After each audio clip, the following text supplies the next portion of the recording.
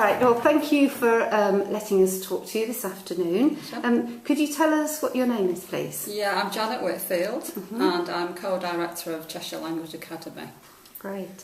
And that's where you work, so Yes, it's your school, and your partner is in the school is... Leslie Poole is my partner, yes. And how long have you been a teacher, Janet? I've been a teacher for about 20 years now, and I've taught ESOL for about 12 of those years.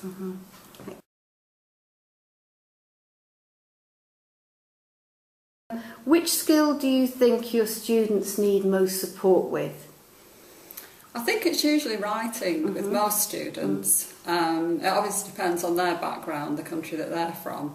But most of the time I think writing, because there are so many skills come into that with, you know, punctuation, spelling, the grammar, everything else. Yeah.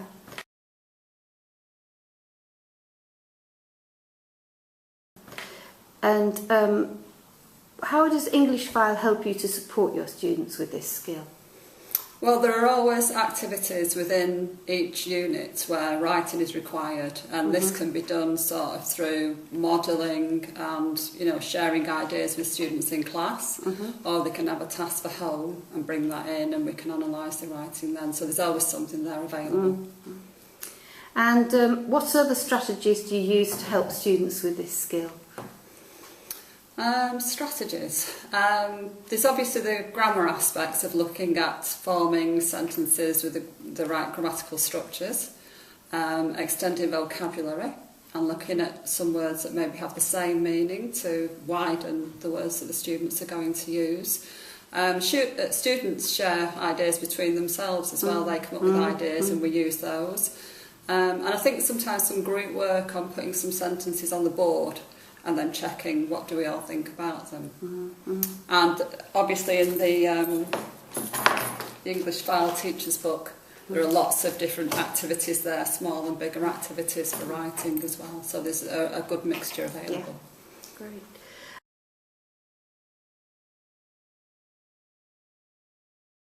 In terms of your own experience of teaching, what are your top tips for motivating students? Well, oddly enough, ESOL students are so motivated that you're very lucky as an ESOL tutor because you don't need to do that much. Obviously, quite a lot of times, you know, they have heavy workloads. That can be their worst problem, really. I think having a variety of approaches, a variety of activities, especially if you're teaching a night class when people may have come straight from work, and just a range of activities within one session. And although I'm sure most teachers do that, English File is set out in that way, so there are different activities and you're not doing the same thing for a long period of time.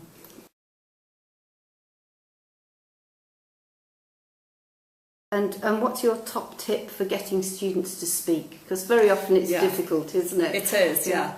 I think with a lot of the units in English File, you can have a conversation before you start because you can sort of talk about some vocabulary with what you're going to cover. Each activity in here is very much practical based, really, I think. So you can ask students what their experiences are before you start something. Again, in the teacher's book, there are some really good speaking tasks, and they actually work. Because I know that sounds a bit strange, but sometimes you get speaking tasks and they're pretty hopeless, really. So English File is quite good for that as well. Excellent.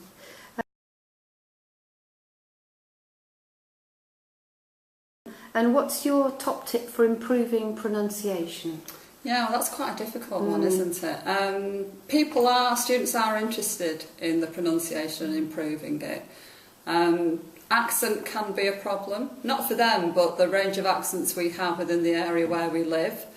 I tend to do quite a bit of work on vowel sounds because that is usually the biggest problem area. Again, in English File there are sections on pronunciation as you go along, and then at any weaker areas you can practice with additional materials.